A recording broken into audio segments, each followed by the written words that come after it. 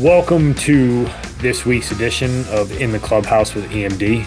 I'm Andy Kirikides, joined by my lovely co-host who has his spectacles on again today, Keith Glasser. How we doing? Great. How are you? Good. It's that time of the year. It's the holiday season. It is. Happy Hanukkah, Merry Christmas, happy holidays to any other festivities that I may have forgotten. I think Festivus starts tomorrow. Festivus Or for maybe the the rest of 23rd, us. the 23rd, I think. I don't know, something like that. Seinfeld reference for you young cats who may have not watched that. That was for the parents out there. Yes, exactly for the parents.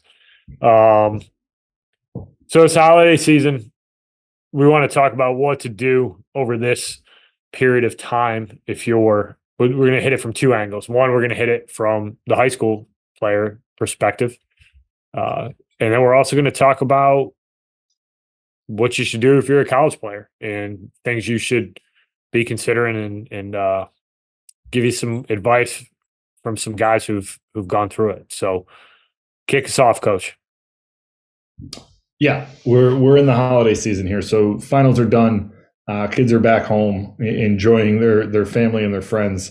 But it is imperative over the course of the next couple of weeks, depending on how long your break from school is to be able to continue to get your work in. You want to take the advice that you got from your exit meetings on what it is you need to do, but also follow your throwing program, your hitting program, your defensive program, whatever it might be, your lifting program, so that you're where you need to be when you get back to campus. That could be exactly where you need to be or in front of where it is that you need to be. You want to be able to get back to campus and almost be it like you never skipped a beat. You want to be able to hit as much as you possibly can. And look, I understand, and coaches understand out there, like sometimes it's not the easiest to be able to go do everything it is that you need to do over Christmas break. However, try to get as much done as it is feasibly possible for you. You should be able to get into a gym pretty much 3, 4, 5 times a week. You should be able to hit as much as you possibly can. And then throwing, obviously, depending on where you are in the country, is the one that becomes a little bit more difficult. You might have to find some high school gyms. Usually, in my experience, a lot of high school coaches are pretty work well with former student athletes and being able to get them in and let them long toss and do some stuff inside facilities, whatever it might be. Being able to throw your plyos, whatever it is that you need to do, you want to make sure that you're doing everything it is capable that you can do, so that when you get to campus again, you're where you need to be or slightly ahead, especially from an arm standpoint, because you want to be able to hit your marks when you get back to college, because that's when you're going to start getting built up when you get back. And in some regards, it might be a really good idea to head back to school before classes even start, because the college is going to be open. And once it opens, you can get in there and do pretty much everything it is that you need to do without all the other students and going to class. So if you can, I know when I was in college, like I used to go back January like 3rd or 4th, because it was just easier for me to be able to go hit and throw and lift and do all the things that I need to do in the McCann Center than it was to drive and go to the gym and then drive somewhere else to throw and then drive somewhere else to hit, because there's 8,000 other things that you have to do. So in some instances, it's easier, if you really want to be ahead of the curve, to be able to get back to campus early.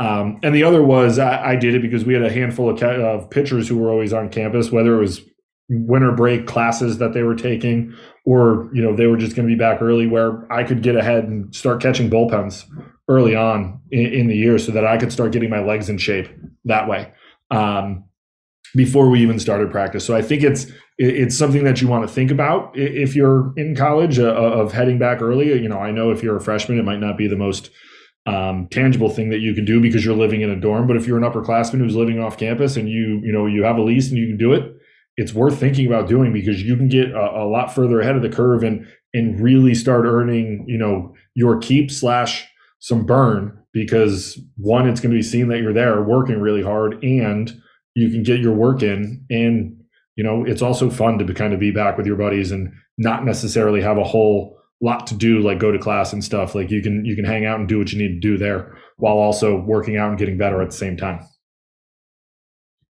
Yeah, I mean, the fact of the matter is, for a lot of college programs, at least 300 of them at the Division I level, like you get back to campus, it's a 3-week sprint. You get 3 weeks to prep for the season. Take the first Friday, the opening Friday, which I think this year is the 13th. Let me look at my calendar real quick. But you basically take the opening Friday and you just subtract back 3 weeks, and that's when you can officially start practicing as a team. So it's a 3-week sprint. You got to make sure you're doing everything you can to be ready to go. There's a couple ways to look at it. One, you want to make sure you're doing it for yourself, right? Make sure that you're putting yourself in a position to get in the mix, and make sure that you're healthy, make sure that you're ready to go when you get there. But the other thing too is you have a responsibility to your team and to your program and your coaches that when you get back on campus, you're ready to roll. And that's no different at the Division I, II, Division III level. Like if you show up on campus and you're a pitcher and you haven't gone through your program, you let everybody down, not just yourself. You let everybody down. If you're a position player and you didn't maintain your weight routine, you didn't throw, you didn't get your defensive work in, you weren't prepared to start the season. Not only are you putting yourself in a bad spot, but you're letting down your teammates. So make sure that you're taking advantage of that time. And I'm a huge proponent of getting back to campus a little bit early too. I think that being home, it's easy to be stagnant. It's easy to get caught up doing stuff you probably shouldn't be doing.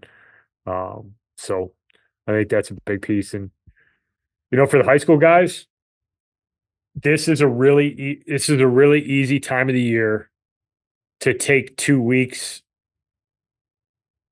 and not do them full bore, right? You got Christmas Eve, you got Christmas Day, and then it's 3 or 4 days, and then it's New Year's, and then you're going, and then you finally get back to school. But there's a 10-12 day window here where it's easy to get off the gas pedal. And I'm not saying don't go enjoy time with your family. You should absolutely 100% go spend time with your family, go have a really good dinner. But that doesn't mean that on the 26th that you take the day off because Christmas Day was the day before. Are you going to be the guy who doesn't do anything on New Year's Day, or are you going to be the dude who wakes up and goes and get his workout in? Like, you got to ask yourself those questions. You got to wonder, are you doing more than other people? We talk about it all the time. It's ultra competitive, and what you do in these moments, what you do in these windows of time, making sure that you're staying on your throwing routine, making sure that you're getting your lifts in, making sure that you're getting to the gym to hit. Just because it's the holidays doesn't mean that you should stop doing that. And you can't use it as an excuse either. Make sure that you're still getting in the gym. Make sure you're still doing that kind of stuff, because taking 2 weeks where you're not all that productive, that bleeds into the new year, and you don't want to have that lull. No, and especially if you're an arm, it could lead to some things down the road that you might not necessarily want, because you're not throwing every day and you're not moving your arm and doing the things it is that you need to do.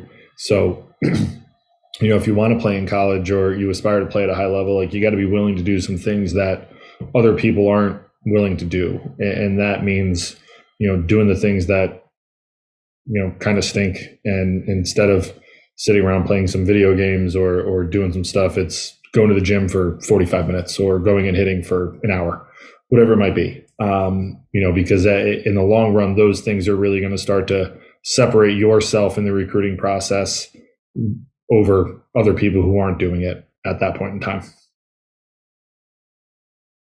Get some. It's really what it comes down to. Make sure you do your stuff. You can still play the heck out of those video games. No big deal. But don't let that bleed into the 2 hours of time that you need to go out and get after it a little bit. It's really what all we're saying. You can still have a lot of fun. You can still hang out with your buddies. You can still work out. You can still hit. You can still throw. Absolutely. You can shoot. Sometimes you only need to throw for like 15 minutes. Yeah. Make it a good 15. Yeah. And if you're in Florida, shoot, I don't even know if you really have to get loose. You give it an arm circle and just let it rip. Like that kid, remember the Cam Newton commercial? Yeah. So good. So good. That little kid coming for him. All right. Anything else? No, that's it. And just make sure you get your work in over the next couple of weeks. That way, when you get back to campus, you know that you did the work that you need to do in order to get yourself in the lineup. Little holiday motivation, some words of wisdom from the coaches here. Enjoy your holidays. Have fun. Enjoy your time with your family. We'll talk to you again soon. Thanks, everybody. Thank you for listening this week. If you're watching on YouTube, go ahead and hit that subscribe button and smash that like button for us. Check us out on Apple Podcasts, Google Podcasts, as well as Spotify. You can follow us on Twitter and Instagram at EMD Baseball. If you want to find out what me and Keith do to help families and players navigate the recruiting process, go ahead and check us out on emdbaseball.com. Take a few minutes to check out our new online academy. I promise you'll get some good information out of that. Thanks again for listening. Check in with you next week.